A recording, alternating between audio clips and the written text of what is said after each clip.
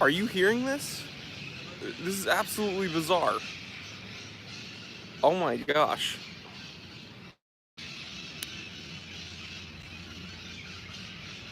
Can you hear this right now? This is the craziest thing ever. Let me turn on the chats. Yo, can you guys hear me? Okay. Can you hear me though? Dude, this is...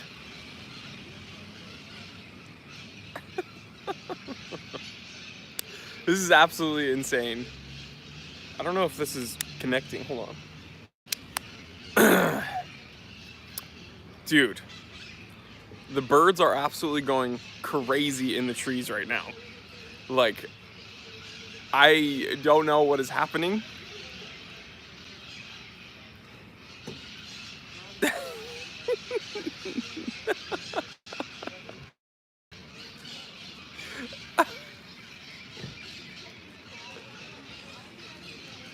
Dude, this is hilarious.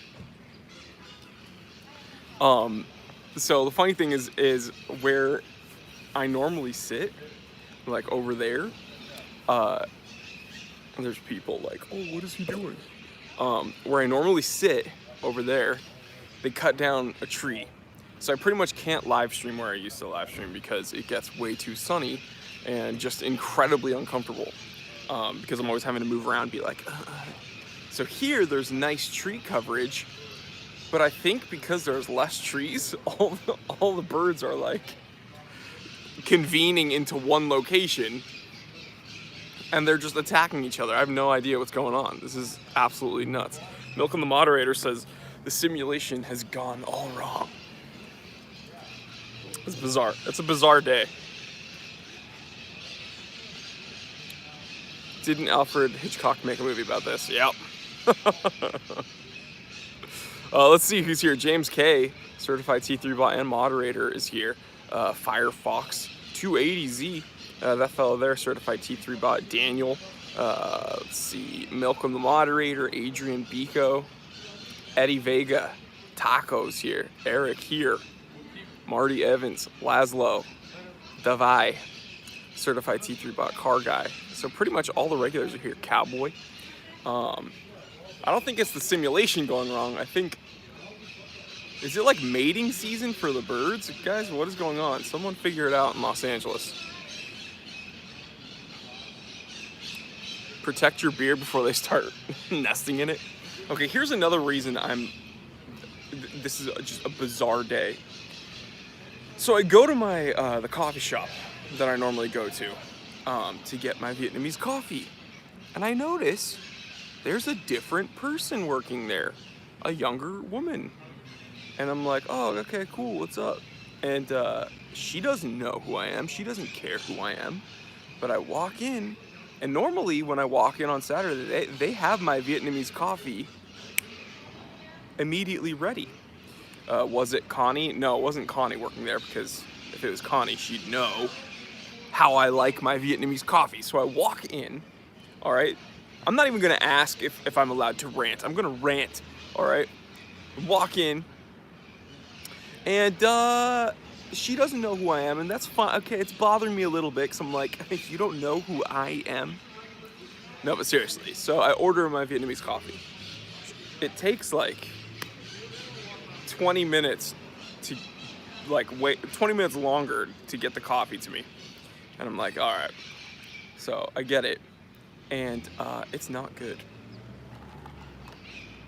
I don't know if you can tell by looking at it through the sun that this is like not good Vietnamese coffee.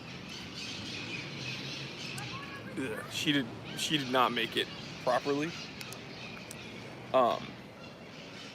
So yeah, I don't know if you can see. So the issue that I have is I normally drink, for my longtime viewers, this is like, I'm preaching to the choir here. So I normally drink black coffee. 6 days of the week, it's only black coffee for me if I'm drinking coffee. And then Saturday, it's like my treat. It's like tradition, it's like the Saturday ritual. I have my Vietnamese coffee and I have it with you. The issue is that if I'm drinking coffee, all right, it needs to be black and not with any weird sweetener or cream, because then it just ruins the taste of the coffee and it makes it just this weird flavor. So the one thing about Vietnamese coffee though is that it's not in the middle, right? It's incredibly sweet. Like they put a ton of stuff in it. So it's essentially like you're drinking really strong coffee ice cream, essentially. It's like very sweet, like very strong flavors. But what she did with this is she made it so it's like this dark, bitter flavor with like enough like sweetened condensed milk to like ruin the flavor of the coffee, but not enough to enhance it. So, but like the coffee shop that I go to, I've been going to for years now, so I don't want to like complain to them about it. But yeah, the girl who made it, I think, is new, and I'm kind of really bummed out. So that was my rant. I'm probably going to sip on this, but I probably will not finish it. People are gonna ask, what's my favorite coffee? Well, I'm gonna tell you guys.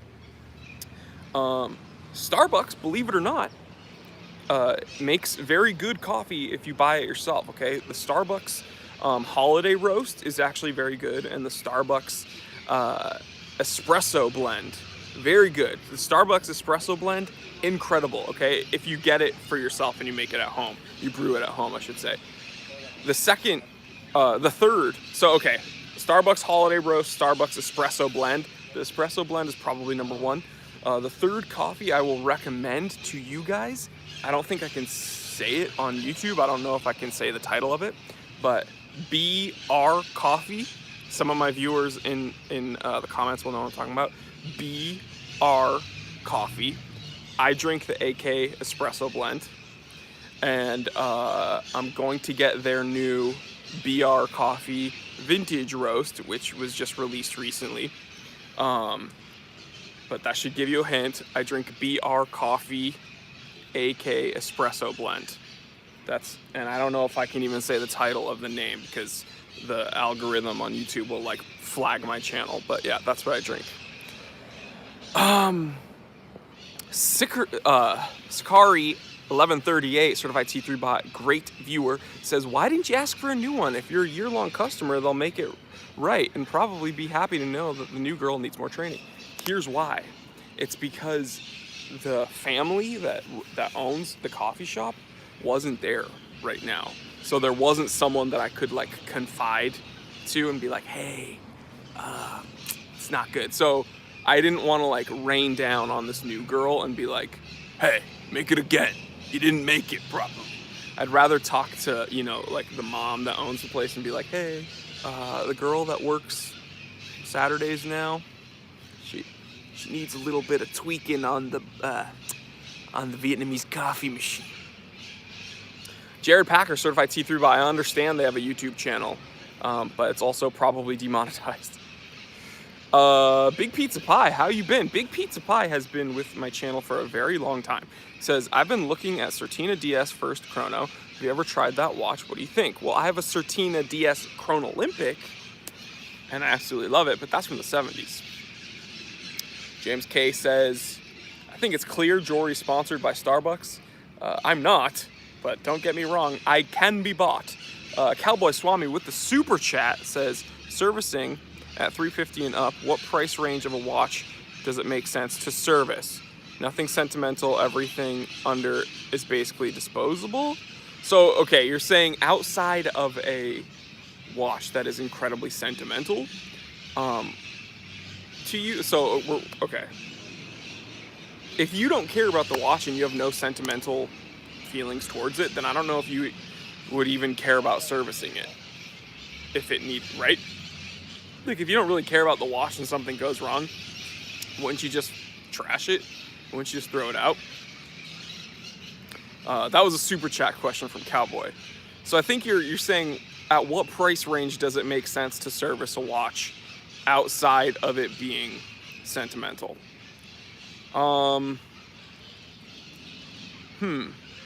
That also depends on your spending habits and your income, right? Because what you might have the ability to spend, I might not. Do you know what I mean? So everyone has different thresholds of what their spending habits and their spending abilities. So what Cowboy might be able to spend on a watch, I might not be able to spend on a watch, vice versa. Sakari 1138 with super chat says, confirmed, Jory hates non-Starbucks coffee. That's not true. I drink BR coffee, bro, at home. And in the office, we brew it there, but I can't say that name. Shashankar, I'm just gonna say Duda. You have the coolest name, but I don't want to ruin your name. It says, hey Jory, now I understand the title of the live stream, Them Birds Are Loud. Yeah, that's why I have my earbuds in, to try to cancel the noise so I can hear myself talk. Jeez. Big Pizza Pie says, wow, looks beautiful where you are. We're here in a foot of snow and it's -5 Celsius, man. It's like 75 here and it's beautiful. We're very lucky here in SoCal. Horror Mirror says, Norway is here. SoCal Watch Review says, what's up, brother? What's going on, man? TDY Ranger Certified T3 Bot says, BR Coffee is fantastic coffee. James K Certified T3 Bot says, Jory, I can be bought. Goodman. Johnny Watches says, they should have a table and a chair with a dude with a wine towel, like a sommelier, and be like, the usual, sir, T3. Yes. Master T3. That would be nice. No, but literally, like, every time I walk in on Saturday, the girls that work there, like the cute little family that works there, they're like, oh, hi. And then they have the cup and they're like, okay. But then this time I walked in and I there's a new person. I was like, uh-oh. What's gonna happen? No, I'm just kidding. It was cool. Adnan Iqbal from Pakistan. What's going on, brother? Tabum says, hello from Japan. What's going on? Japan in the building. Taco says, AirPods Pro is where it's at now, Jory. I know, I'm a peasant. I'm just a peasant wearing my crappy AirPods.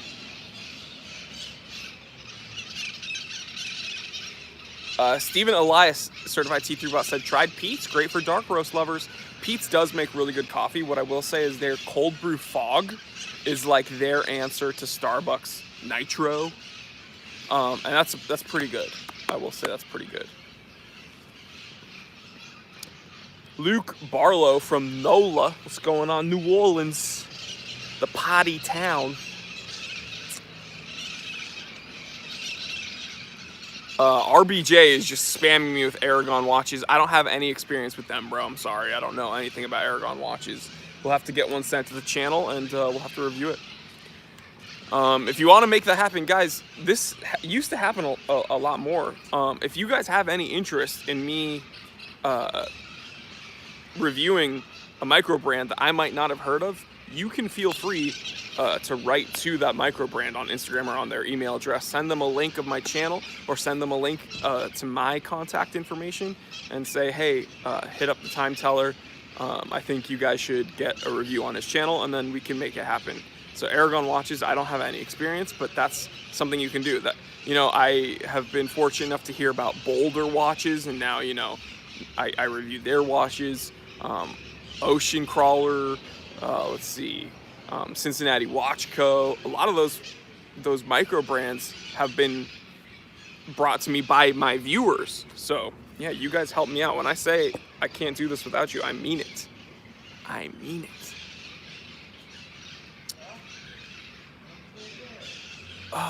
This is Taco says, what bands, albums, songs have you been listening to lately, Jory? Well, I listen to a lot of metal. And the band names are sometimes like morbid and freaky, but the music is really good. So let's see, what do I listen to a lot of?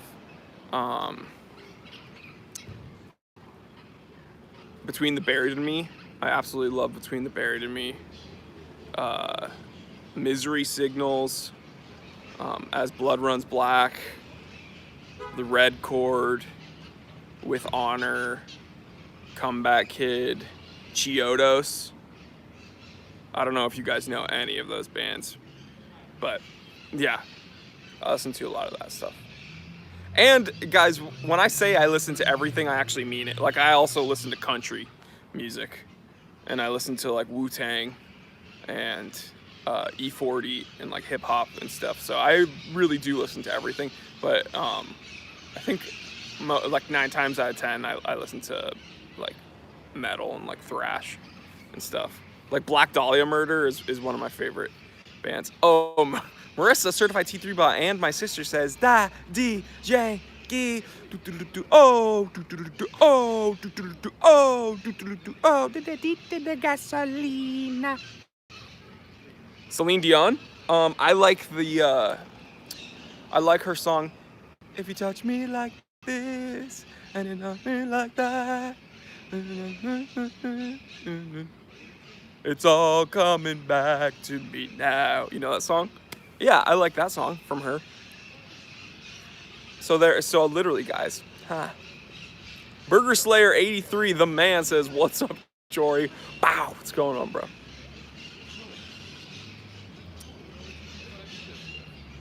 Dean is here. It's all coming back to me now. James K, certified T-Thraw and moderator, he's posting a link to the Zodiac autographic I have at the site. I don't know if that's going to take you to the site though, because I've actually disabled the site. So if you go to the timetellershop.com, it's going to tell you about, and thank you so much, James, for reminding me, huge Black Friday sale, guys. I don't know how I forgot to bring that up already. But yeah, guys, don't miss out. What's going to happen is if you go... Oh, okay, well, if you go to the... I suppose if you have links to the watches, you can see the watch specifically. But if you go to the timetellershop.com, no, it's fine. The surprise is still there because... oh, wait, no. Well, no, the surprise is still there because...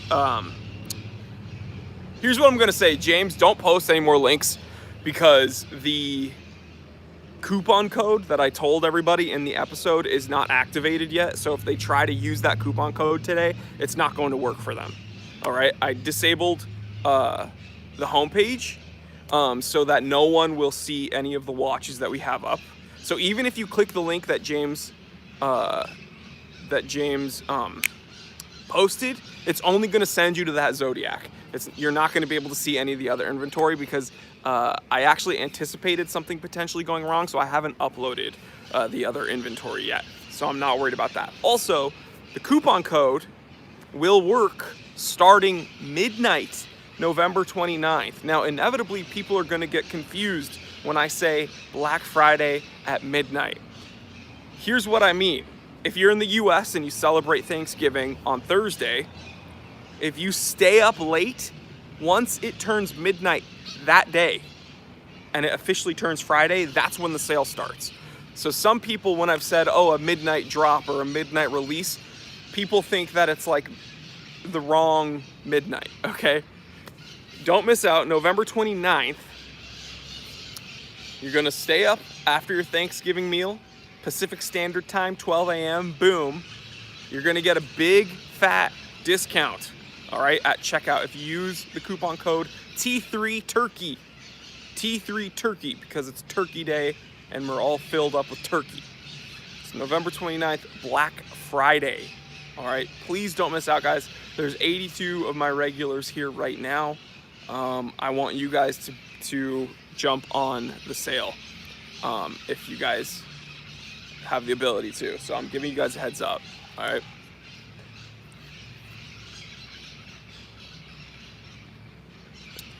Tim says, I thought something sneaky was going on, went to check the shop today and was confused. Exactly. It's because what I didn't want to have happen is tell everybody about the sale and then have people go early and then, you know, yeah. Kid says, hey Jory, have you considered reviewing watches used in movies? I have, actually, and I've mentioned a few movie stars' watches, and I've referred to the movies that they wore them in. I referred to the movies in which they wore them, excuse me. That's bad English. Skari 1138 certified T3 bot says, other than Vacheron, what brands would make a good metal band name? Vacheron. Vacheron would be pretty metal. You know what? I could see Jago LaCultra, if you said it like that. Jago LaCultra, I could see that being some crazy, like prog band.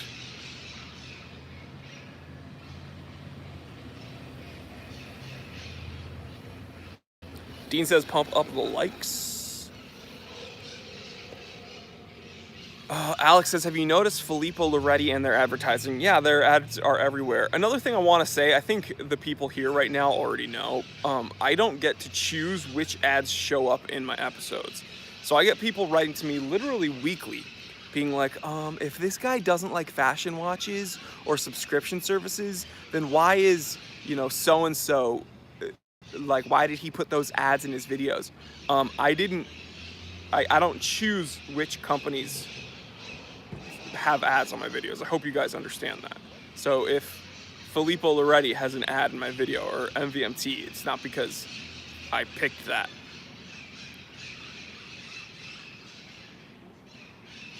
RDK, certified T3 bot says, dropping in to say hello to everybody. What's going on? Panerai would be a good metal name too, yeah. Sepultura, well, that's an actual metal band. Oh. Great. Oh my gosh, guys. And I just spilled on myself. This day is actually still awesome, because that's not anything to really complain about. James K with the super chat says, apologies to Jory and everyone but Milcom for ruining it. No, you didn't ruin the surprise, because you've only seen one watch that's there, the Zodiac, that's it. But yeah, moderators, don't post any more links to the shop. Spilled.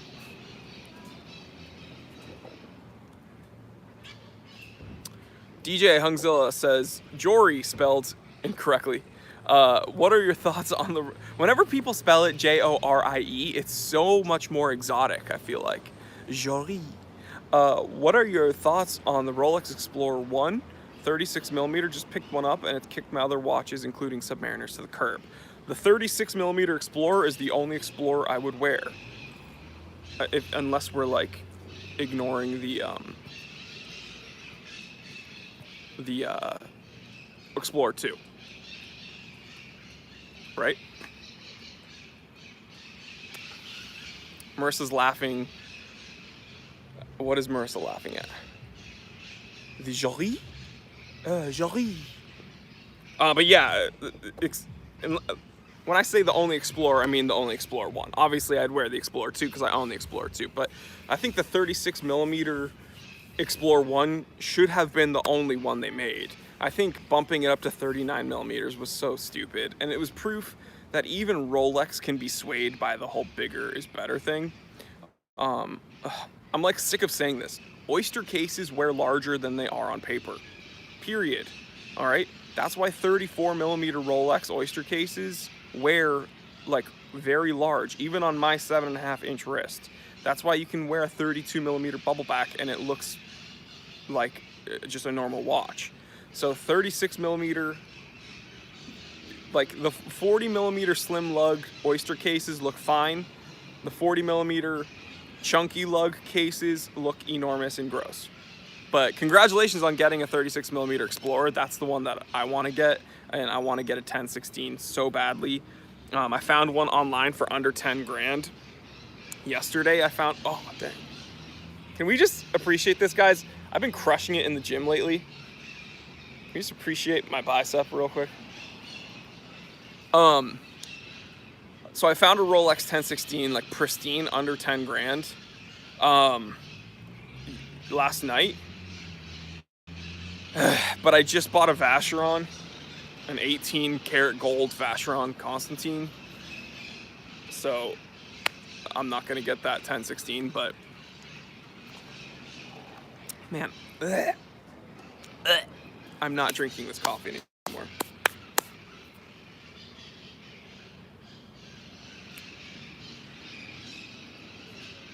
Milcom, the moderator, says, hey, since you shouldn't buy a watch on the Time Teller shop right now, well, you can't really buy one because it's shut down. He says you should buy a watch at the other Time Teller shop, the Amazon store, and he has a link there. James K, certified T3 by N moderator, says, Marissa is here. Rob Folis in the hizzle. What up, Jory? What's going on, man? Laszlo Devai, certified T3 bot, says, I think the Tudor P01 was made for the collectors in the future. Well, that's going to be... You know what? That Tudor P01 is going to be like the Ford Probe. So everyone like looks back at the Ford Probe and is like, what the heck? Like, what the heck was that? And then you find out that Ford was trying to... is there coffee in my beard? Someone said I need a bib. So then you found out that Ford introduced the Ford Probe to try to outdo the Mustang to make it more futuristic, but the Ford Probe did terribly and it was a terrible car. So yeah, I think that's what the P01 is. I think that they're gonna realize that that was a huge mistake. Marissa, certified T3 bot, says you should see him eat dinner. Yes, it is disgusting, and I'm surprised Connie even eats with me anymore. Because if I eat anything, even a sandwich, 30% of it is on my face within the first bite. So, and it only gets, the ratio gets worse from there. So.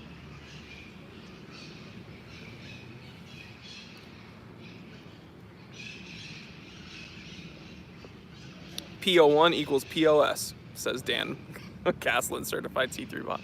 Juan says, hello, I love your channel. You're so dang funny. Oh, thanks, Juan. I appreciate that, bro. I have all my meltdowns on camera for you guys to enjoy at any time of day or night. And there's over 400 episodes of me having meltdowns, so enjoy, guys.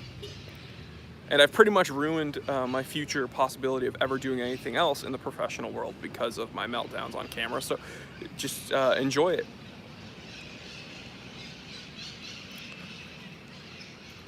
Madamus X says, about to pull the trigger on a vintage 40s JLC military style small seconds. Think there's any issue having it serviced in the future and finding parts? Finding parts, maybe. Getting it serviced, as long as it's in good condition right now, it shouldn't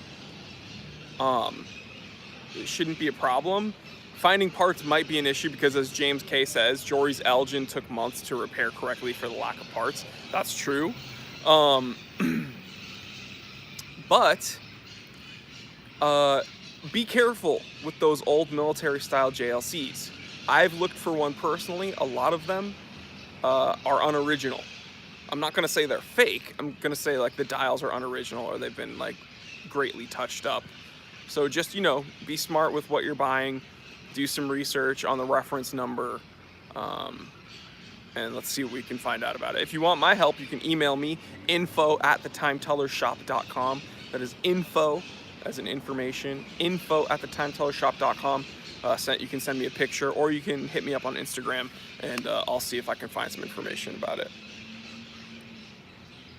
Waba says, showed up a little late. Why is the shop closed? The shop is closed because there is the biggest sale of the year happening on Black Friday, right at 12 o'clock Pacific Standard Time, and I want everybody to get a fair shake at the sale.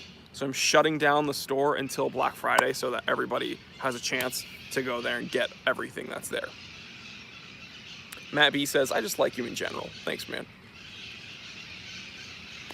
Josh W says, Jory, I just found your channel this past week, and I gotta say, I appreciate the comedy you put in each episode. Well, I appreciate your comment on my comedy, because a lot of people in the watch world don't like that I'm having fun with orology. They say, no, you're not allowed to joke around. Daniel says, screw it, I'm gonna buy a watch from Jory for my B-Day. You should, Daniel, because the watch will be with a 1-year warranty, and it'll be serviced, and it'll be hand-picked by me, and you're gonna enjoy it for the rest of your life, and you're supporting my channel, so that would be amazing. Rick Green, certified T3 bot, says, hey T3 Nation, hope everyone is well. Yeah, hope everyone's doing good. Oh dang. That fellow there, Certified T3 Bot, says, Jory, wristwatch check, dude. I'm viewing on multiple devices, but we just can't get to 100. I know, I guess no one wants to watch my live streams anymore. We didn't hit 100 today. I think we got to like 99 though. We'll do a wristwatch check anyway.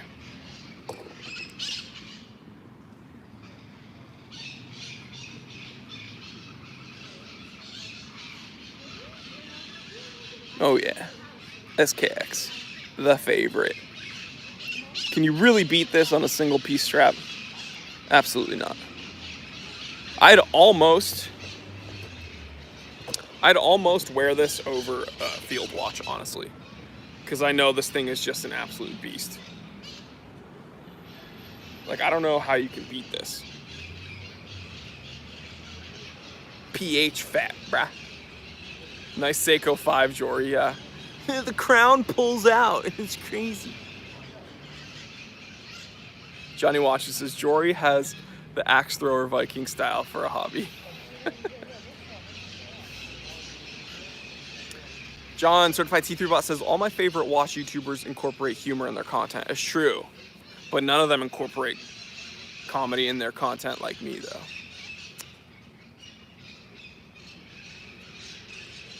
Jared Packer, Certified T3 Bot, says, a lot of people in the watch world need to loosen up and have some fun. I agree with you. And Josh says, how dare you have fun with one of your hobbies? Yeah, that's true. James K, Certified T3 Bot. Wait, real quick. Owen Walker says, watching any hockey? Now, I'm a Boston Bruins fan, so yeah. James K, Certified T3 Bot, says, I think we deserve a tease on what we can expect in the T3 shop coming up for the Black Friday sale. We will need to explore the sea or reverse our speed. Okay, well, there will not be any Invicta Pro divers, for sure. What can I tease?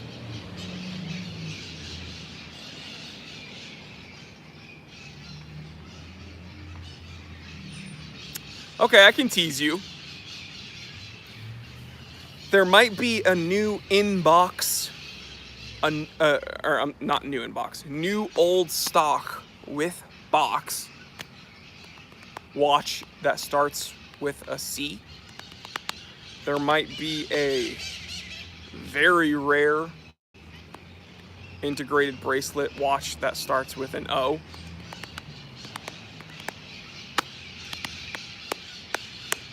There's gonna be a lot of watches, so I'm not gonna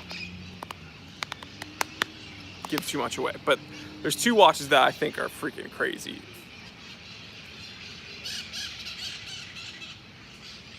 Paul says, Bruins, I can't watch you anymore. Well, I lived in New England for like 20 years, so.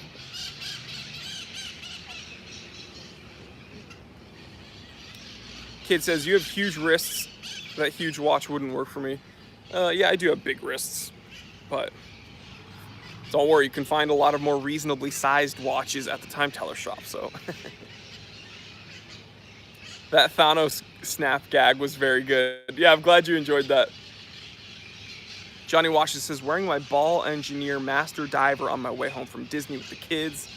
Yes, she's driving. Your kid's driving?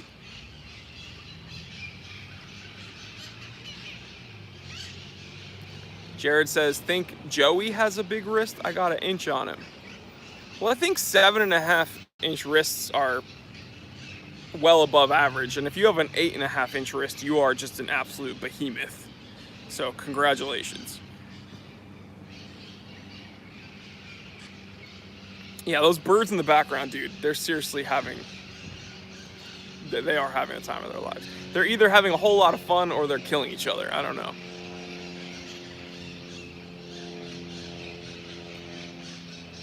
Hey, Smitty says, I'm going to save my nickel and dimes for next year. Do it. Kid says, Jory like to wear small watches sometimes as an opportunity to flex his wrists. Yeah, that's true. I purposefully wear small watches so it makes my wrists look bigger. Cowboy Swami with the super chat says, Grand Seiko. Oh, sorry. I said GS and I was like, Grand Seiko. And then I saw Mud M. G-Shock Mud M serviceable at Casio Service Center in New Jersey? I guess so. That's what you commented earlier. It's probably not as convenient as having a full metal movement like the 7C46, but okay. Jared Packer, certified T3 bot, says, yeah, man, I'm a big guy, 300 plus pounds. Dang, that is dope. That is dope. Someday I'll get there. Wore my modded SKX 007 on a Disney cruise. Got a lot of thumbs up. Very cool. Yeah, the Grand Seiko Mudmaster. Oh, we're at 100 people. All right, well, it's official now. Let's do this. Leroy Jenkins. What are y'all wearing? Wristwatch check. SKX 007 on a single piece strap, but here's the issue. My dad got me this strap at an Army Navy store when I was like 13 or something. So I don't actually know who makes this, and there's no branding on it. So, but this is like one of my favorite straps ever. You know what? If I could somehow replicate this strap and produce it, I would sell it. If I could replicate this strap exactly, I would sell it because it is so comfortable and so tough. Hey. Yeah. There's a little dog trying to attack a squirrel and the lady's like pulling the dog away.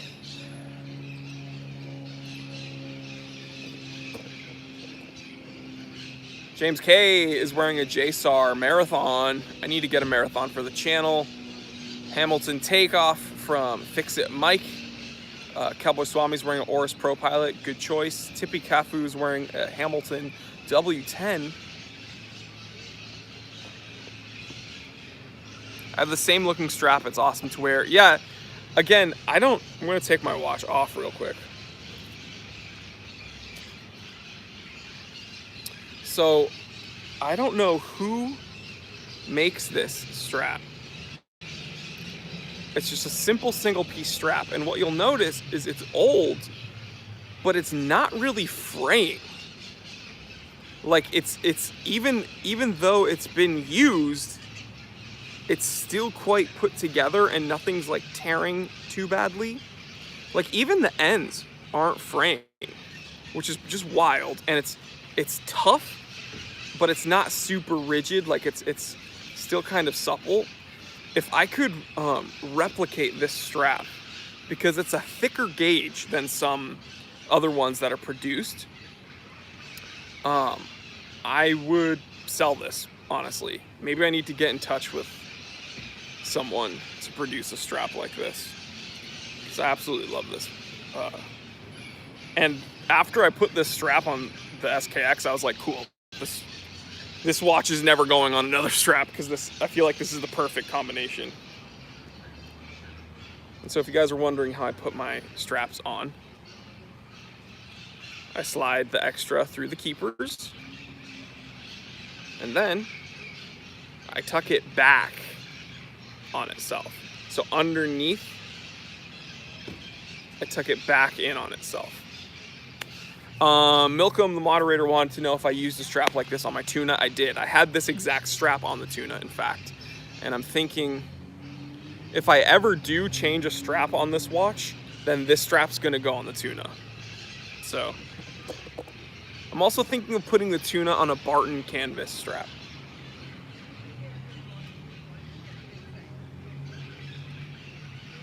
Johnny Watches says, Jory, would you ever swap out the bezel and insert for a ceramic? If so, which colors would you choose? Would you go to a coin edge or shark tooth? I'm not a big modder when it comes to watches, and I would not ever mod this one because this is actually my first SKX. So I'm not ever gonna change this. And I'm gonna keep this factory because this is like the watch that really got me into watch collecting. The other day, Connie and I were just chilling with each other, and I was playing with this, and I was like laying back, just kind of playing with this watch, and I was setting the time on it because this does not hand wind, so you have to, you know, set the time whenever you want to wear it. And Connie was like, "Wow," this was like the other night. Connie was like, wow, this was the watch that like got you into it. And I was like, yeah. And she was like, you must have been so excited, like spending that, $200, like spending $200 on a watch, like was crazy to you back then, huh? And I was like, yeah. And it's funny because this was a huge purchase for me when I first bought it, because I didn't know if I was making the right decision.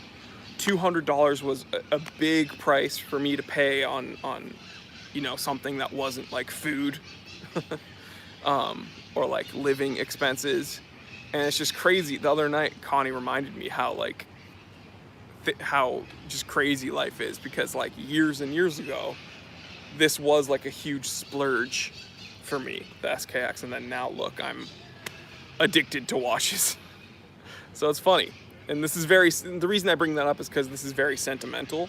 So I'm not ever gonna mod this SKX, because this is the watch that got me into watches. And to answer Cowboy Swami's question from a very long time ago on this chat, I would service and spend money to replace this watch, even though I spent maybe $200 on it at the time.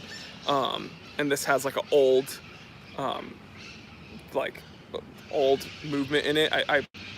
I would spend money to fix this watch because it is very important to me.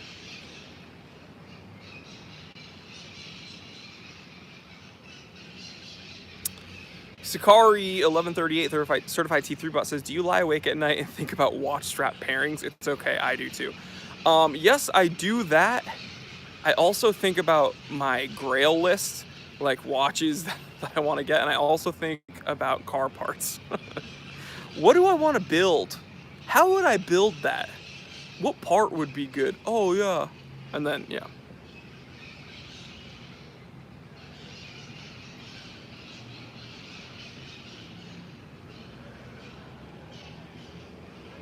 John, certified T3 bot says, Jory, any advice on buying a vintage Omega Seamaster? Yeah, this is going to be maybe an insensitive answer for you, but my advice would be buy it from me. Buy it from the T3 shop when we get them, because you'll know it's authentic, you'll know it's certified with a service history, and you'll know it comes with a warranty. Nowadays, because of the prevalence of Omega and because of how many reference numbers and how many watches they produce throughout the years, it is very risky buying a vintage Omega online. It just is. They're often battered and beaten up. They sometimes don't have the correct dial. Sometimes they don't have the right movement. Sometimes you spend around $1,000 on that vintage watch and there's no service history, and you get it and it's just mangled on the inside. So if you said, is there any advice? Yeah, I would say buy it from the time teller shop when we get them in. See, I want to sip on it, but I know it's just bad. That's a bummer.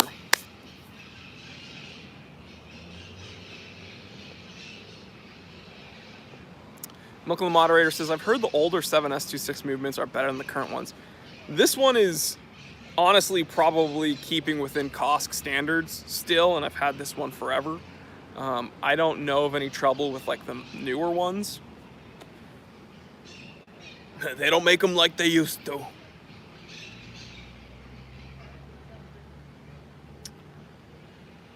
DJ Hungzilla says, thoughts on the cost of Erica's MN straps being raised to 75 euros? Are they a good alternative? I know that that's kind of a specialty product. I know people that have purchased those straps swear by them and love them. I can't really comment on their value because I have yet to own one. So maybe sometime. Dima says, best thing is when you buy a vintage Omega from the 1930s in really good condition, but the battery's leaked. Exactly. That's another issue, is that like people buy these wonky watches that are vintage and they don't know enough, but they want a vintage watch, so they spend money on it and they realize that the dates don't line up. Sorry, the sun is moving, therefore I must move.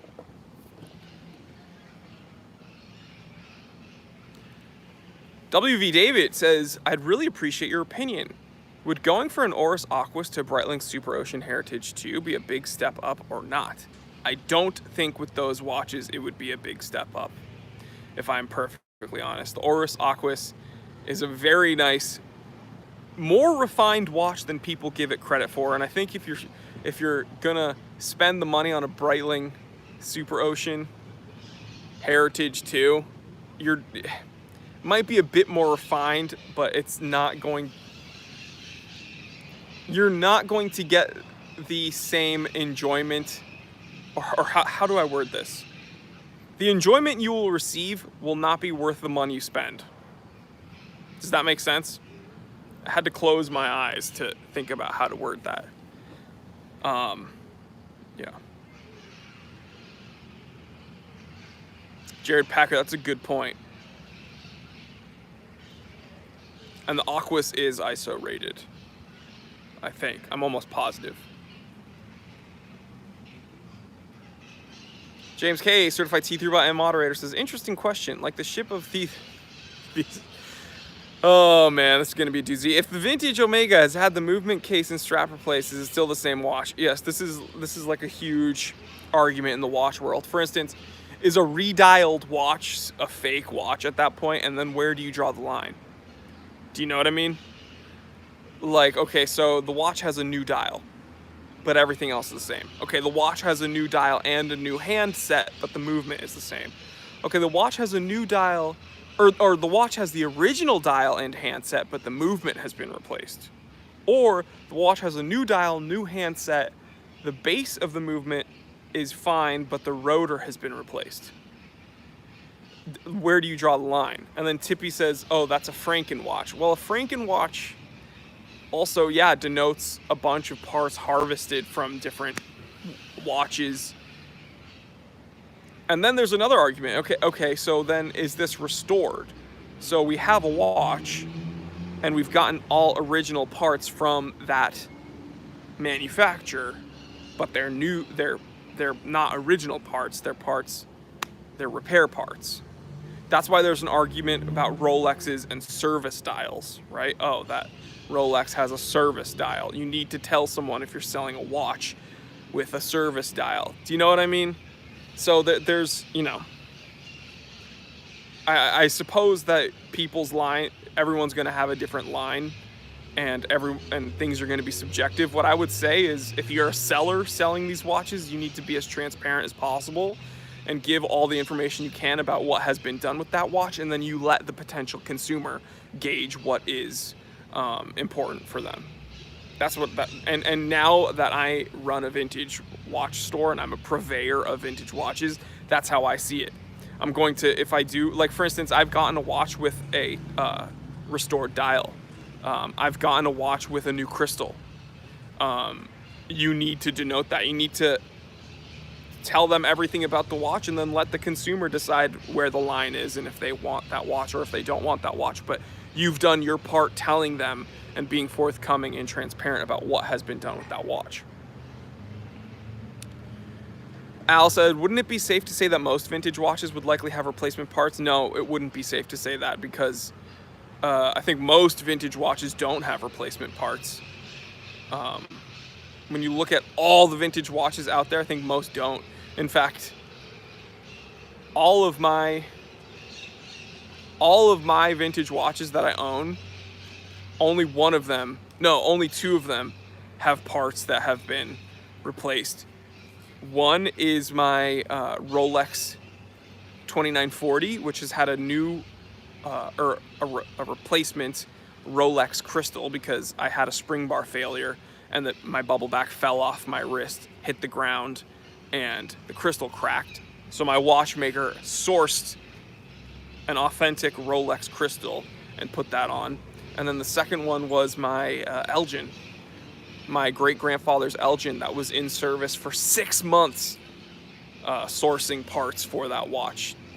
So if my collection is if we're using my personal collection as a sample, I can tell you that the vast minority of watches in my collection have any replacement parts. Only 2. So, yeah. Milk of the Moderator is echoing exactly my sentiment. He says most vintage watches probably haven't ever been serviced. Yeah.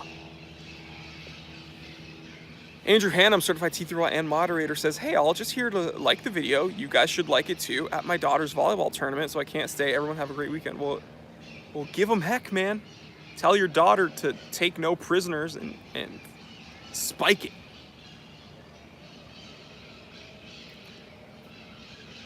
Jared Packer, certified T3 bot, says, I've had to replace the crystal on my sub twice. The acrylic looks cool, but man, it gets beaten up. Yeah. Best volleyball watch? I don't know enough about volleyball. Sakari 1138 says Star Wars or Star Trek? Star Wars. I have not ever gone into Star Trek. I'm not trying to disparage Star Trek, but I was very into Star Wars when I was younger, especially in the 90s and then the early 2000s when they re-released the original trilogy like in theaters. Do you guys remember that? So I was very big into it. And then when they did the whole Clone Wars thing and like Jar Jar Binks, even at that age, at that time, I was like, I don't like this. Yeah.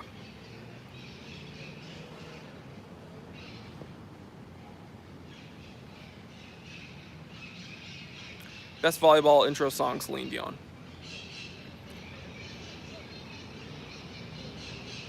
WV David says, why do they call watches like the Explorer sports watches? Well, you need to look at the original definition of sporting. And I actually had the definition from Webster's Dictionary on my episode of, so if you go to my playlist, videos for new collectors, I have I have an episode, what is a sports watch? And we actually analyze the definition, the original definition of sporting.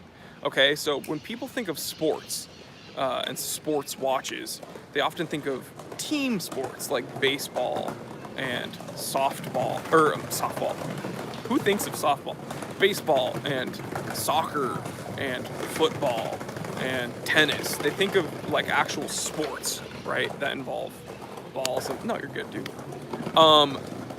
But the original definition of sporting were things like hunting and, excuse me, I'm gonna move this. Were things like, yes, golf and tennis, but also like hunting and going on hikes and even expeditions, like cartographers and stuff, people that would map out and chart out landscapes and stuff. That was sporting also. So yeah, when you look at going on safari, exactly, wearing your pith hat and wearing a 1016 on your wrist, that was considered sporting. That's why if you go to like old school steakhouses, you'll see these like landscape paintings of dudes with their tweed sports coats, right? These jackets going on fox hunts and stuff. These were all considered sports. Okay, nowadays, though, in the modern era, we think of sports as team sports or sports involving, equipment and balls and this and that. And that's why when I get some young collectors in my comment section, I refer to something as a sports watch. They're like, who wears a watch when playing sports? What, you're gonna play football and wear a watch? Well, now we see people that hype up in the media, like Odell Beckham Jr. Yeah, they are wearing watches, but for the most part, no, you're not gonna wear a watch during team sports. Or, during wrestling or jiu-jitsu, you're not gonna wear a watch.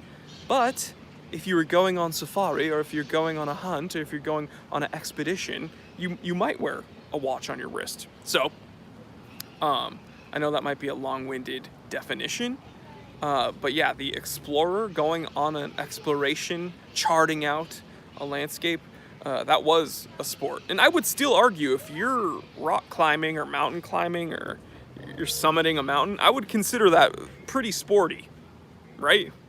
Like I would consider that, like you're a sportsman if you do that.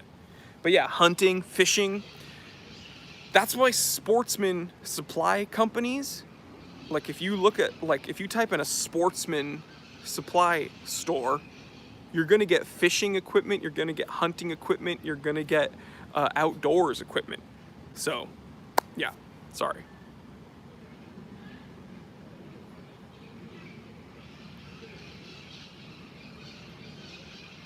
James K. Jory's favorite hobby is shape-shifting. True.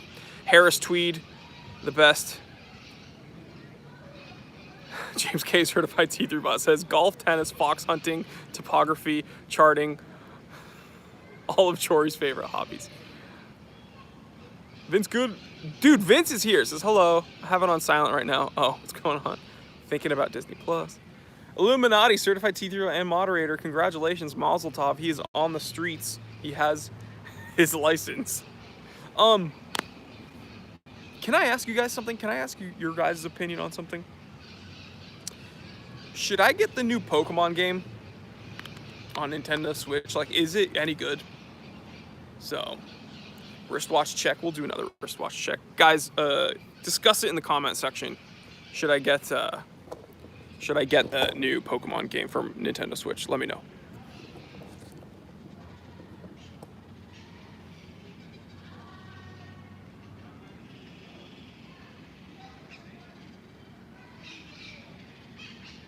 Seiko SKX.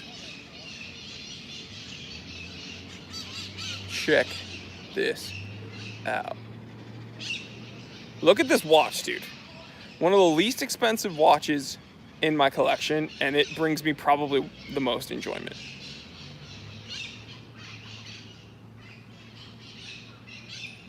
Look at this.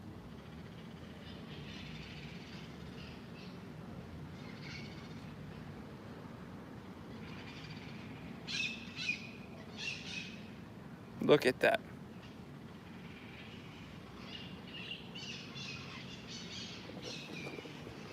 Love that freaking watch. San Martin watches homages. I don't know. I don't know anything about this. Guys, send me some pictures.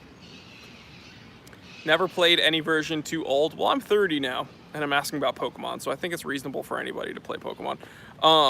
I don't have time to play video games, but everybody's been freaking out about the new Call of Duty, and everybody's been freaking out about Pokemon, and I have like some FOMO.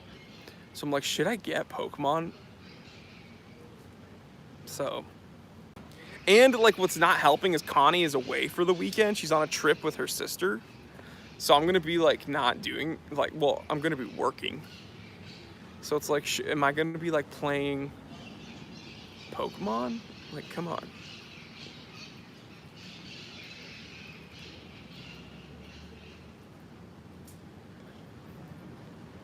Water resistance rating on this 200 meters. Duh. Mikola, oh, what's up, Mikola? He says done with Zelda. Yeah, I beat Zelda like the month it came out. I beat Fear of the Wild, or Breath of the Wild. Sorry, I think Breath of the Wild is maybe one of the best games I've ever played. It was so fun. That Zelda game was so fun. Was it a classic Zelda game? No. Was it just a great game? Yeah. Breath of the Wild was amazing. I beat that like within a month of owning it. Should branch out into game reviews. I do not want to open that can of worms. But Zelda, I like the gold cartridge I have framed in my house because I absolutely love Zelda. David says, my daughter said the new Pokemon game is good. I might have to get it then. Rudolph says, Jordy. Guys, my name is Jory, Jory, but it's all good. Jordy, I want a date just, but don't want to get bent over on Rolex pricing right now. Also can't afford it right now. I fell in love with a Tudor date just. Would you do that or just get a SARB? And I would not get a Tudor. If you want a Rolex date just, don't get a Tudor. Just get a SARB, dude. Because what's gonna happen is you're gonna spend a lot of money on the Tudor, and then you're gonna be like, ugh, why didn't I just wait a little bit and get the Rolex? You're gonna have buyer's remorse. So just get the SARB and then save up for the Rolex. Or don't get anything and save up for the Rolex. Please do not downgrade yourself to a Tudor.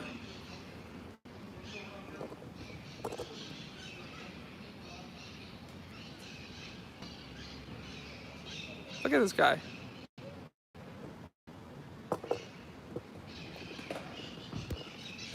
It's moving too fast. It's moving too fast for me. Squirrel! Jordy is Jody and Jory's brother. True. Dem says Rolex swapped the movement on my 1601. Is it worth less? Are you saying are you asking if the value has dropped, or are you saying is it worthless? Because worthless is also a word. Planet Earth featuring Jory Goodman.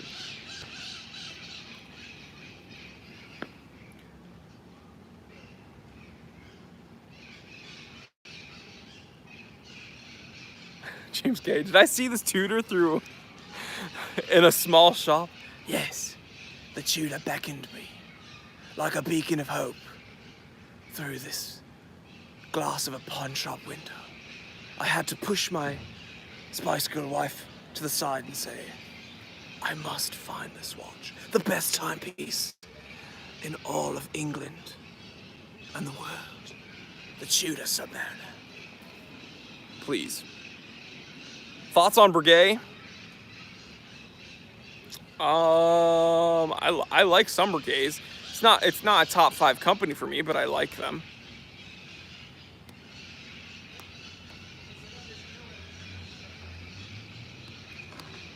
A monk.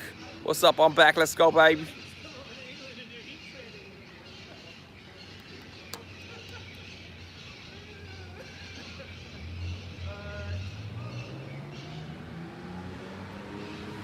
Oh, man.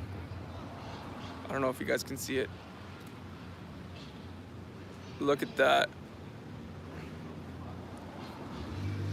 That was a fully, I think that was like a restored 930.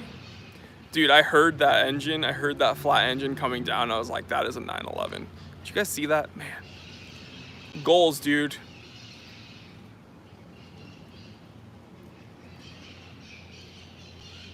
Do I have any shark straps? No, I don't. I don't really like the look of it. Vince says, have a similar watch as yours, except it's a 42mm Invicta Pro diver on a black canvas strap. All right, man. Different strokes for different folks.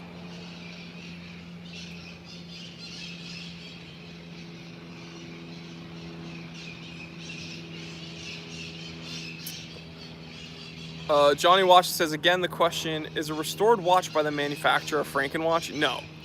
If the watch is restored by the manufacturer, it's not a Frankenwatch, but you still do have to say that it was restored by whoever it was restored by. But I don't think if you send your watch into Rolex and they give it a service dial, it's not a Frankenwatch, but you have to say, like, for instance, if I sent my, I don't know, 1500 into Rolex and they put a service dial on it or replace the dial, it's not a Frankenwatch, but I do have to say Rolex 1500 service dial. Word of the day, Frankenwatch.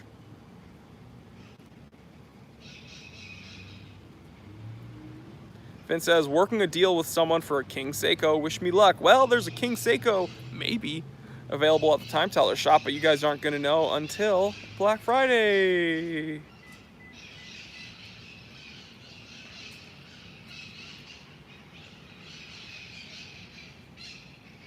Reading questions. Yeah, people want to ask about the Timex. The new Timex is coming out. Very cool. I'm probably not going to get one, but it's cool that they're making reasonable watches with mechanical automatic movements. I was going to say too little too late, but it's cool that they're making watches for watch enthusiasts. It's clear that they realize that wristwatch collecting has gotten quite big, and they want a piece of the pie. They don't want just the casual crowd anymore. They're trying to get the enthusiasts. And I think that's a good move for Timex, because I don't think that there's no losing end to this proposition, right? Okay, so they start making automatic watches. That's not going to turn off the casual person that just wants a Timex, but it will potentially turn on the watch collector.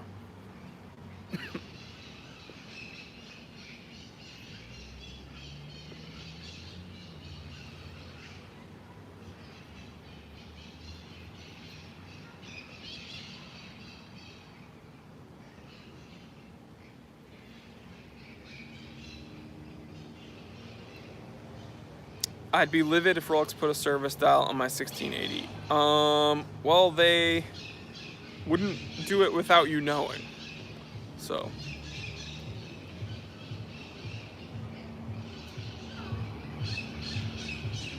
Rudolph misspells my name again, says Jordy. So, Vintage Seamaster or Sarb. There's too many Seamasters, dude. There's too many different Seamasters. Which Seamaster? Someone's blasting music.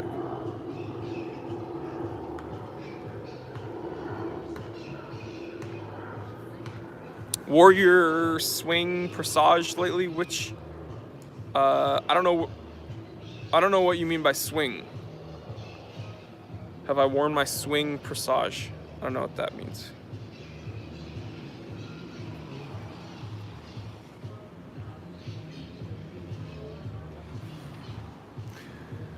Kenny, LA is a zoo, so you're right on both sides.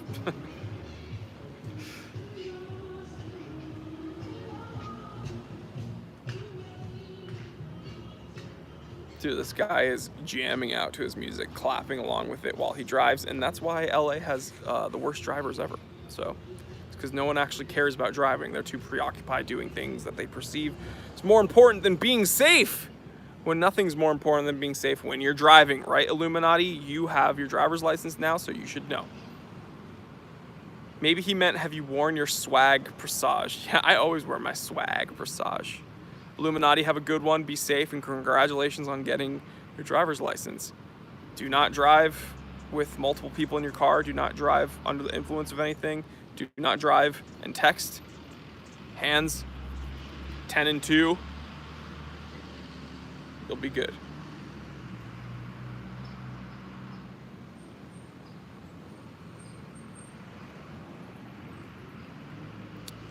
Alex says, Jory, are you getting the Porsche next year? I hope you do, man. Alex, I would love to, with your blessing, yes, I'll get a Porsche next year. I would love to get a Porsche.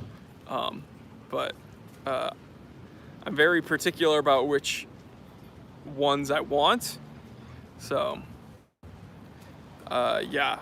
And dude, the more I look at the new ones, I mean, I could not afford a new 911 right now, but the more I look at them, the less I like them. And I'm not talking about the GTs, like GT3, GT2 RS, like those ones are sick. But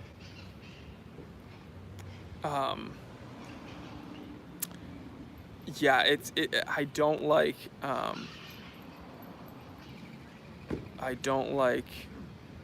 they're too big.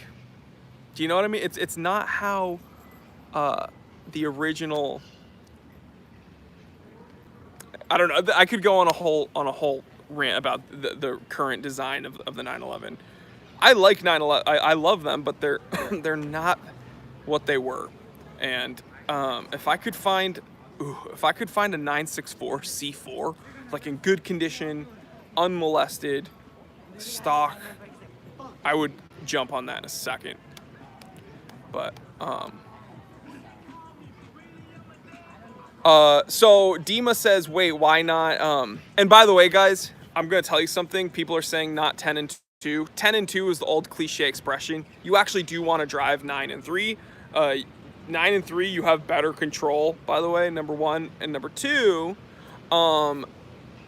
they've said that if you actually do have 10 and 2 and your hands are too high up, if you get in a crash and your airbag deploys, there's a chance your hands can hit you in the face. And 10 and 2 is better. I drive 10 and 2, or I drive 9 and 3, because 9 and 3 is regarded as being better. 10 and 2 is regarded as being kind of dangerous. Dima asks, wait, how does that parse? Why not drive with multiple people in your car? There's actually a law in the U.S. in most counties that when you first get your driver's license, you can't drive with more than one person in your car for like a certain period of time. So I know in the county that I first got my driver's license in, you're not allowed to drive with more than one person in your car for the first 6 months or something. every county in the U.S. is a little bit different, but that's one of the rules, DEMA. So, and it's not because of if you crash you don't want to kill other people. It's because kids are kids and they'll pile all their friends up in their car and they will do stupid things and be distracted. So, yeah, that's why. But man, now people are talking about 9/11s. I love 9/11s. And guys, let's be respectful. I don't like these jokes about September 11th. I don't appreciate that. So, I love you guys, but cut that out, and I'm not kidding.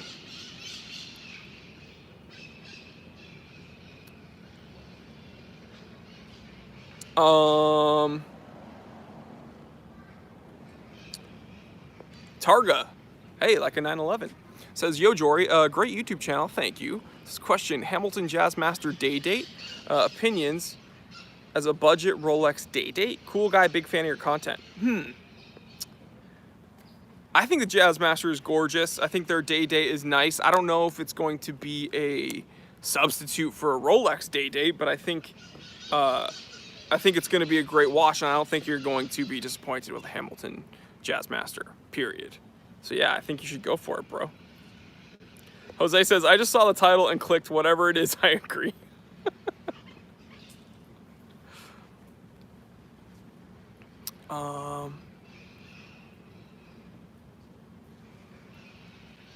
Vince says, no match for Rolex, but nice watch. Yeah, I agree.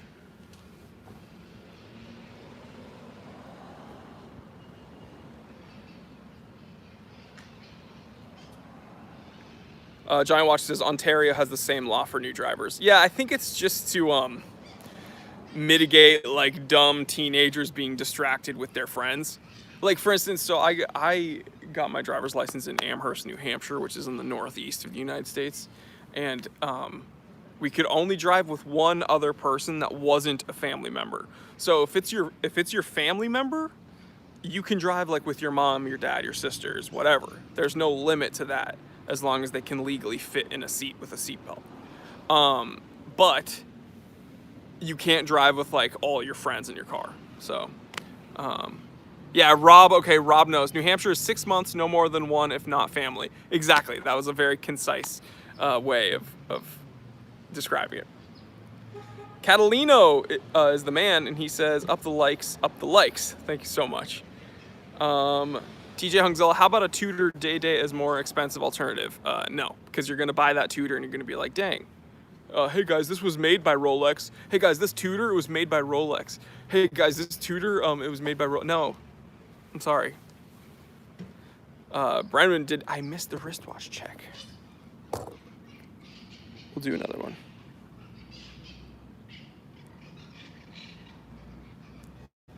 My trusty SKX, probably one of my favorite watches ever. I mean, not probably, easily one of my favorite watches ever. Tippy, I hate black bays.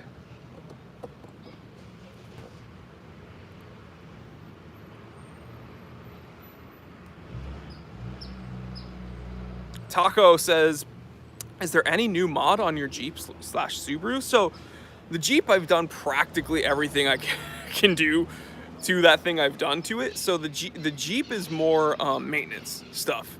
Do you know what I mean? Like, I keep upgrading shocks, I keep upgrading certain things. Tippy says, fight me. I literally don't think you realize what you're getting into. But the Subaru, my STI, yes, there are things coming down the line.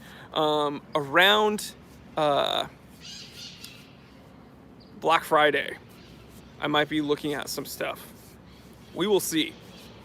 But yeah, and there's not any big secret. So essentially what I'm gonna do to the STI, as you guys know, I'm doing a rally build on my STI. Okay. So that car, my STI, comes with 19s factory. They're fine wheels and tires, but I'm going to drop down to 18s and run different tires, because when you drop down a size, there's actually more tire options for me, so I'm getting a different set of wheels and tires. That's going to be the next modification, and then perhaps a white line rear sway bar, because there is a little bit of understeer. The issue is that I don't want to lose the suspension travel in my rally car, you know what I mean? I would like a little bit better turn-in, but I also don't want to make it so stiff that it's like just a terrible rally car. So we'll see.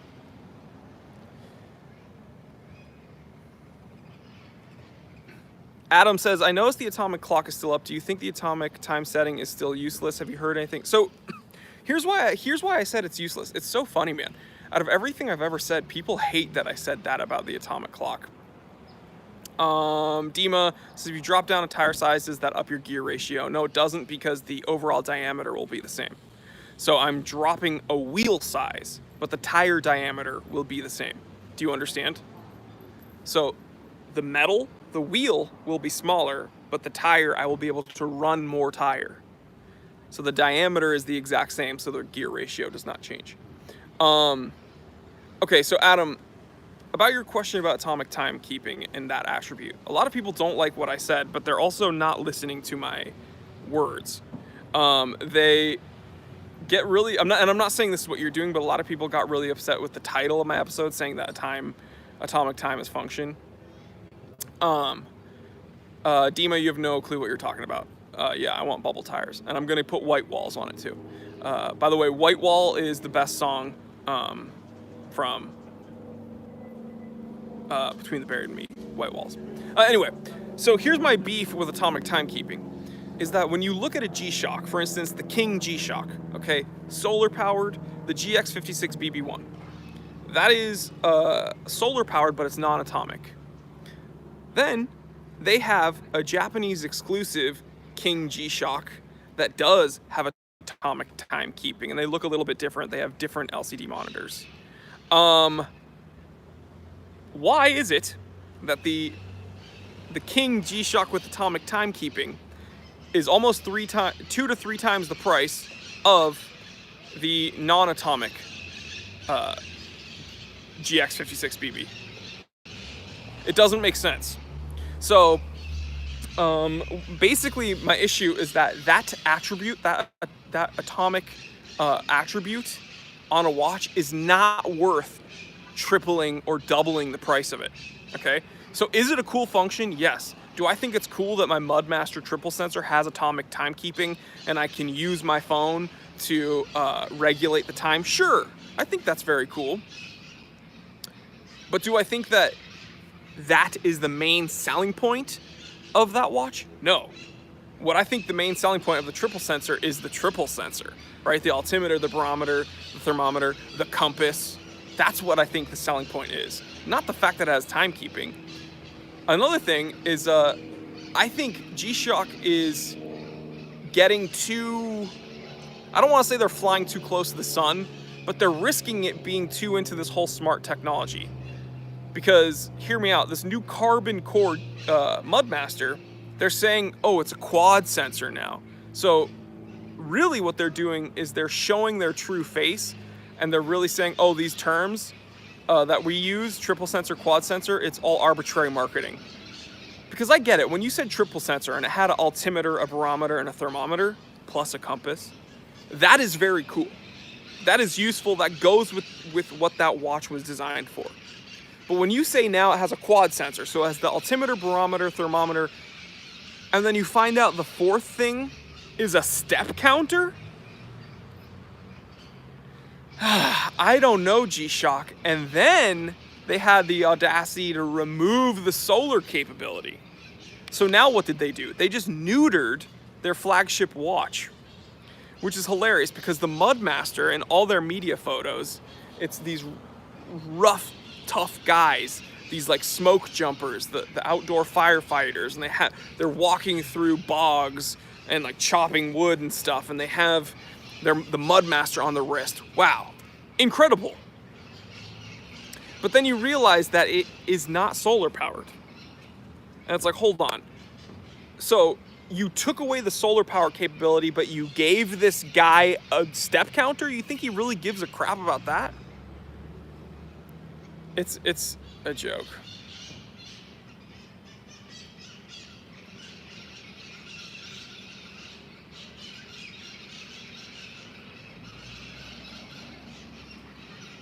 Targa says, talking cars, Jory. Are you a Ferrari guy? Seen the movie Ford versus Ferrari? I haven't seen any movies recently. I'm probably going to see that one. I am a big Ferrari dude. I've always wanted an F40. Yeah, dude, when I was younger, I could have started a whole channel on F1. I was obsessed with F1 racing.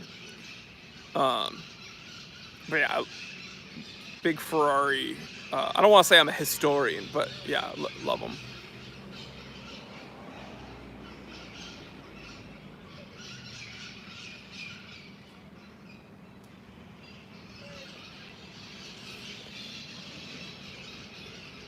Guys, and I'm actually not joking about the step counter. That's literally what the quad sensor is.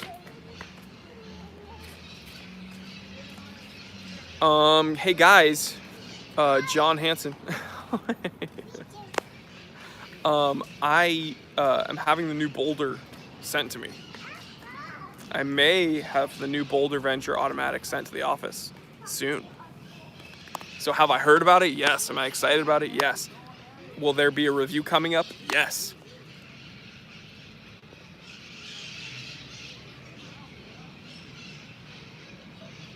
Sergatron says, Yo T3, thanks for all the advice. I've been getting more focused at the gym and finally broke through the 1,000-pound total. Well, mazel tov, dude. That's a big deal. That's a big deal, dude. That means if you spread it out, you're hitting around 300 on each lift or a little bit more. You're hitting a little bit more on one of them. So that's a big deal, man. I remember when I first got into the 1,000-pound club, I was like through the moon. So yeah, congratulations, bro.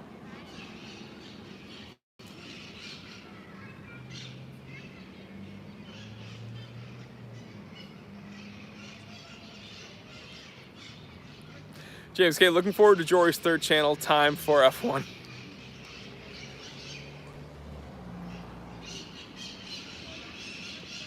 Jory, what's the big deal with pushing Boulder? I wasn't too impressed. Am I missing something? I guess different folks for different strokes, Vince. I'm not pushing anything, and I actually don't appreciate that. I don't push anything. I like outdoorsy watches. Most of my watches have olive drab NATO straps. I'm big on going out and exploring things. I drive a Jeep and a Subaru. Boulder seems to fit my aesthetic. I enjoy their stuff. When they make something I don't like, I say I don't like it. When they make things I do like, I say I like it. But I don't appreciate saying I'm pushing anything. Vince, not to make a personal attack, you really like Invicta. I must be missing something when it comes to Invicta, because there's nothing appealing to me about that. But you like it, and I respect that you like that. So different strokes for different folks. I always get confused when people say, am I missing something? It's a very passive-aggressive statement, because I don't know if you're missing something. You and I just don't see the same things, or we don't appreciate the same things, and that's fine. That's not what I meant. There's about 20 or 30 different channels endorsing Boulder. I don't endorse anybody unless I state it in the episode. Boulder's not sending me checks. And it's so funny. They're like, well, if they send you a watch, they are paying you. Well, I can't pay my life expenses with a Boulder venture. So, yeah, I'm not pushing anything, and I don't endorse them. Dima, 1,000-pound total. What are the components? Guessing squat, deadlift, bench. That's exactly right. When someone says raw total, they're talking about squat, bench, deadlift.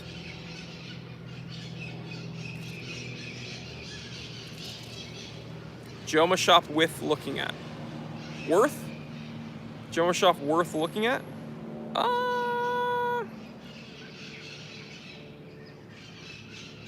No.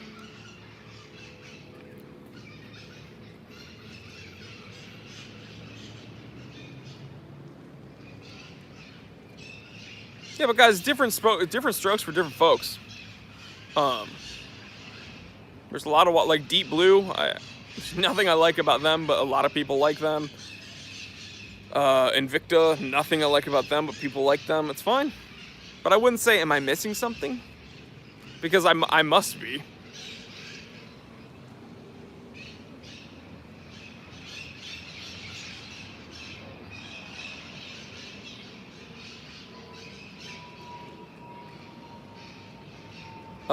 Vince is not ruining the chat. Don't worry. Vince is my bro. Vince, we need people like Vince to push back on,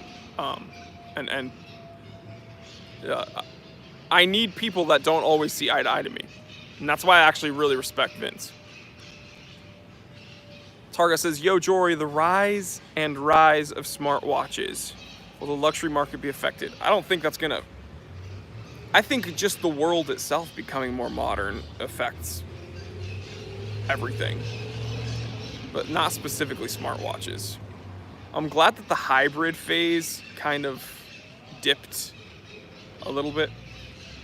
Like a lot of companies a year ago were coming out with like hybrid watches, and that hasn't happened this year as much. But yeah.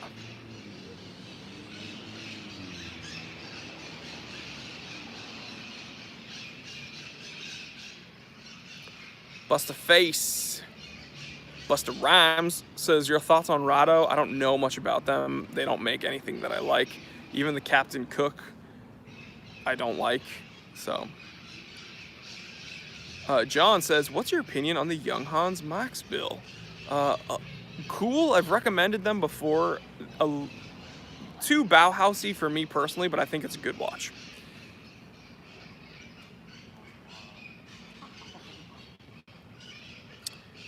ETR Posse says, hi from Italy. Hey, Italia. Buonasera.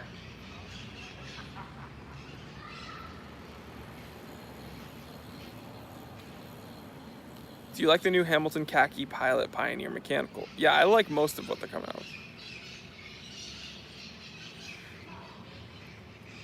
Jory, if you help me get to 1,000, then I'll sell all my Invictas. Everyone subscribe to Vince Goodrum's channel right now.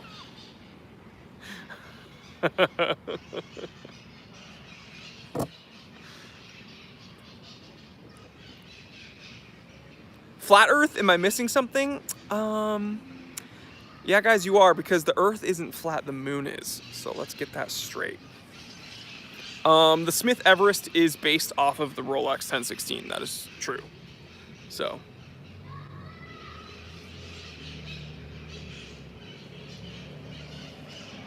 Brenham's, I'm there, Vince.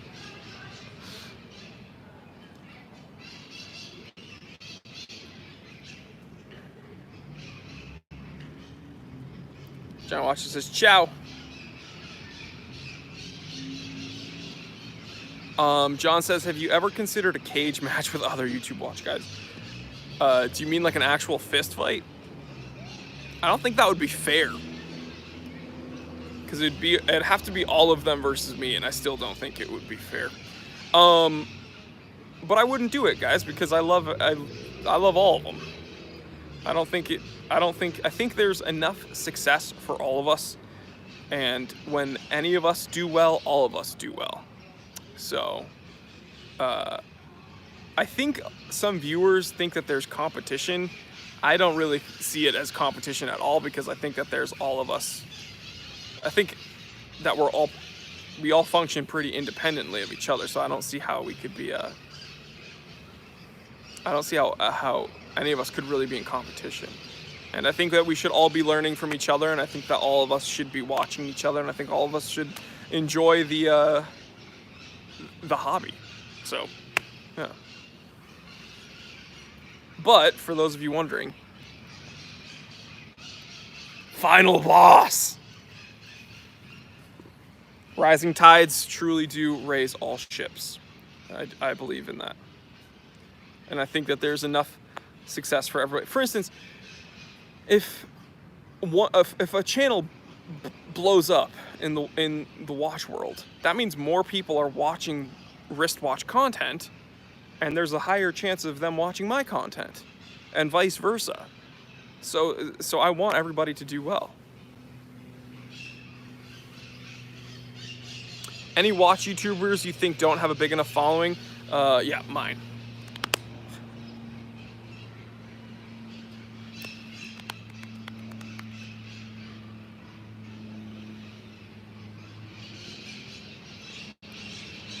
Target says, great attitude, Jory, regarding the competition. Cool stuff. High five. High five, guys. Ooh, Five Guys. I haven't had Five Guys since I was 23. I have not had Five Guys in, like, yeah, in a very long time, like 7 years. I remember enjoying it, but I remember not liking their French fries. Is that accurate? Or am I just remembering it wrong? I remember the burger being very messy. I remember it tasting good, but I remember not really liking their fries. Is that good? Is that accurate? Yeah, Bremen Good says you're right. Yeah, I think, yeah. Bad time for someone to just tune in until you brought up fried.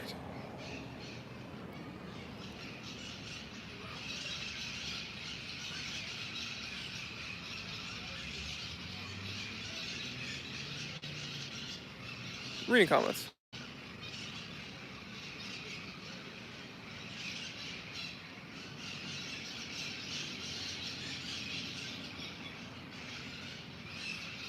Reading comments.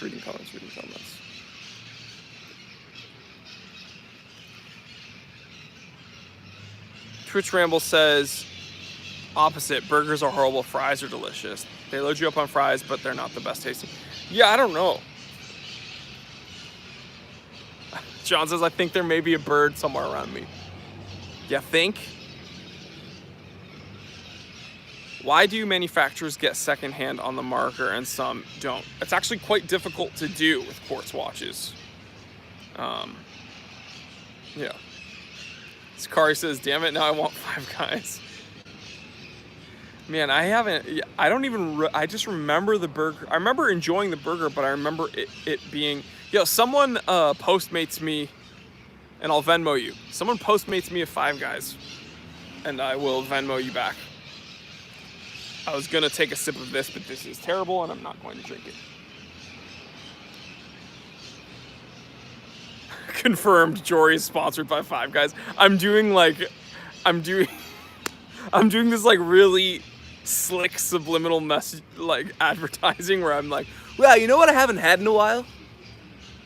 Nathan's hot dogs. It's just like food company.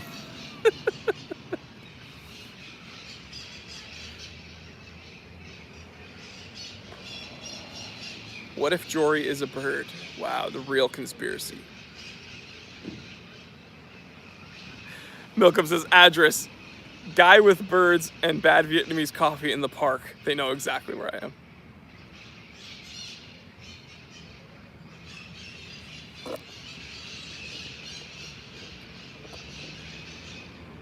Why are you pushing Five Guys? Hey man, I noticed a lot of watch channels, like 20 or 30 of them, pushing Five Guys. So why? Why are you pushing Five Guys?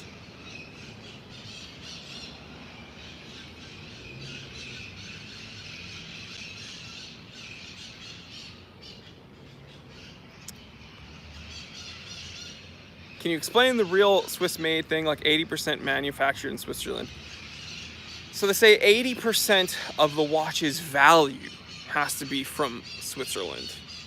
They purposefully make these terms incredibly vague so that people are confused, like you. What I will say is a lot of companies make cases outside of Switzerland. Most movements are probably made in Switzerland. And a lot of it is stupid BS marketing, because there's companies like Shinola and similar companies like that try to piggyback off of simple branding. Like, they want to say Swiss, but then they also want to say Detroit. And it's like, which one is it? So they try to piggyback off of all these different I really don't like that side of watchmaking, actually. I really don't like it, and that's why I really respect companies like H. Moser, who are, they don't even put Swiss on their dial anymore because they think that that is the stupidest, like, branding thing ever. So they don't even put that on their dials anymore, and I really respect that.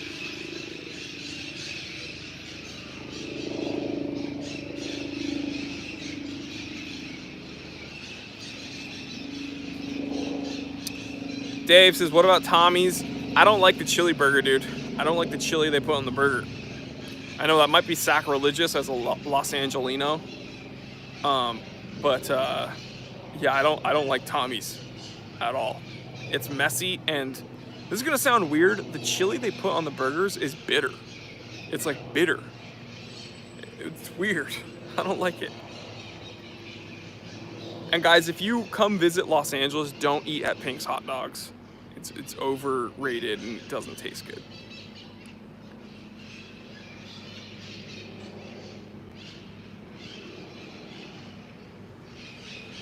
Twitch Ramble says, can't the movement be Swiss but assembled in the US? Yes.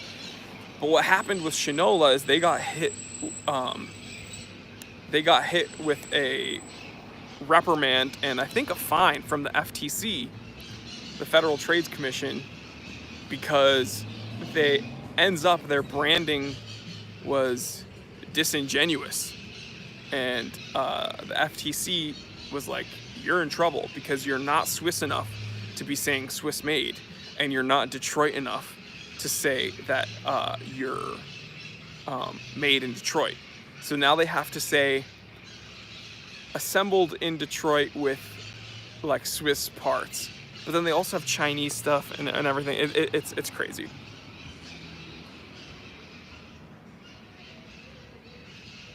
Jose says, best Korean barbecue in LA. Probably Heijanchan. Heijanchan is, I think, the best all-you-can-eat Korean barbecue. If you don't care about all-you-can-eat and you just want like an a la carte menu, then a place called Kanghodong. Kanghodong is really good, but it's not all-you-can-eat, and so it's a little pricier. But the best all-you-can-eat KBBQ is in K-Town, called Heijanchan, and that's superb. That's very, very, very, very, very good. What I will say is they're very strict about your reservation time. So if you're not there on time, and if the whole party isn't there, you don't get to sit down.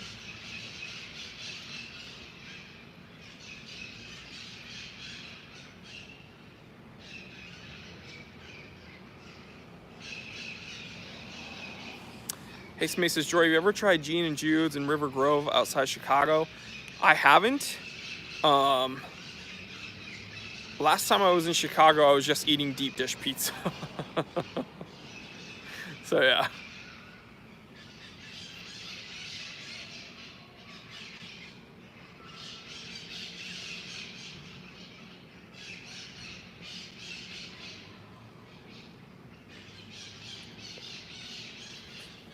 Whataburger. Yeah, I don't think we don't have that here. I'm gonna have to eat that when I visit my family in Oklahoma. It's probably the only time I'll be able to get Whataburger because we don't have it here in Los Angeles. So I'll have to go visit family in Oklahoma and eat it there. Yeah, we have Jersey Mike's, but Jersey Mike's is kind of here. It's not that great here.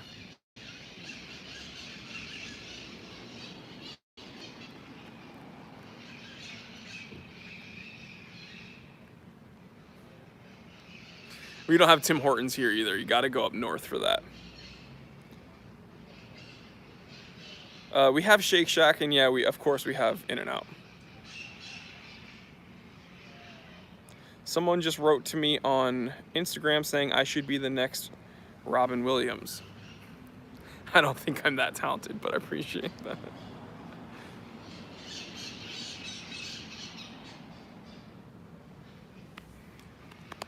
I don't think we have Friendly's here, but we had one Friendly's ice cream in New Hampshire where I lived.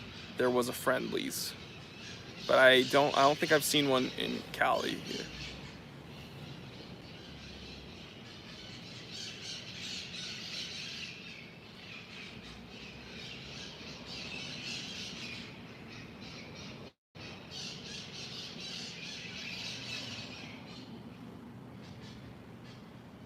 Vintage Big Mac versus Franken Whopper. The birds are fake. It's a conspiracy. Vince, I haven't, but I'm kind of upset with Bell and Ross right now. Dude, I remember reading these conspiracies like, are pigeons government drones? Has anybody actually seen a baby pigeon? People don't know that pigeons are just doves, right? Pigeons are literally doves. Casey, what's going on? They're part of the bourgeois. WV David. Okay, guys, a few more questions. We're going to wrap this up. Unfortunately, the coffee is still full, and I'm going to have to throw it out because it was really bad coffee. Isn't that such a bummer, dude? That is such a bummer. Ugh, whatever.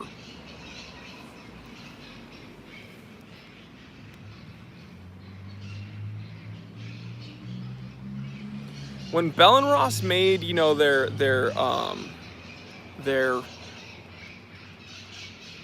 pilot, I think they call it aviation instruments, it was really cool, and they made some really cool ones, and they looked tactical and nice.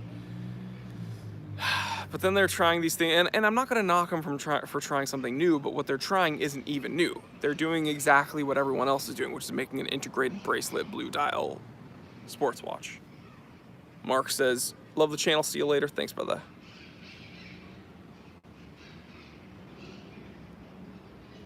Did you go somewhere else today? No, I went to the same place, but they had a new person working there. And it really was not good, and it was kind of disappointing. Ugh. I might go back after and see if that person's not there, and if the family is working that owns the place, I'll kind of tell them, yo, don't have her making the Vietnamese coffees anymore. Yeah, In-N-Out's very good. Am I a boomer? No, I'm technically a millennial, because I think millennials are anyone from 1982 to 1990 something, or yeah, I'm a millennial, I guess, unfortunately.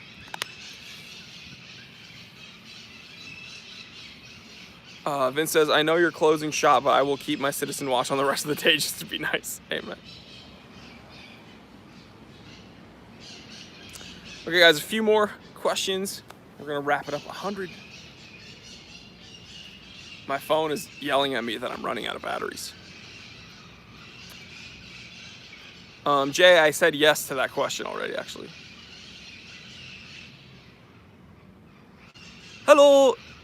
It's Jody from Just One More Watch. Hello.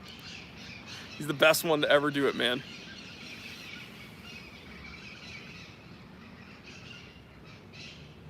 Cowboy, definitely get a tuna. One of my favorite watches. Get it. Easily one of my favorite watches. But guys, all right, we're gonna wrap this Saturday's live stream off. Thank you so much for hanging out with me. I want to thank you for 80,000 subscribers. I want to thank Vince for chilling with us. Yeah, you guys are freaking awesome. Haven't been on YouTube for that long, but it's been a whole lot of fun chilling with you. And yeah, I want to tell you, it's a secret, all right? November 29th at midnight Pacific Standard Time. The coupon code is T3 Turkey. T3 Turkey. Biggest sale of the year. It's not going to get any better than this. Okay, you don't want to have to wait until next Black Friday. So guys, thank you so much. Get out of your comfort zone. Do something that makes you a little bit nervous every day. It'll be worth it. I promise you it'll be worth it. And then tell someone you freaking love them. Shouldn't have to go a moment without telling someone you love them. And Dems, you're the man. Thank you so much, dude, to get a replacement coffee. Thank you. You freaking rock, bro. I love you, bro. But yeah, tell someone you love them. I will use that and get another coffee. You rock. Thanks, brother. But seriously, Tell someone you love them. I'm gonna start it off. I love you guys. Thank you so much for hanging out with me. Thank you for 80,000. Here's to 80,000 more. I will see you on Monday. We're gonna have some episodes, but also, if you guys aren't there on Black Friday, I'm gonna be so freaking mad at myself. I love you guys. I'm Jory Goodman, the time teller. Always remember, I didn't invent time. I just tell it. All right, I'll see you guys. Good night, Gracie. Good night, Gracie, and listen to your father. Later.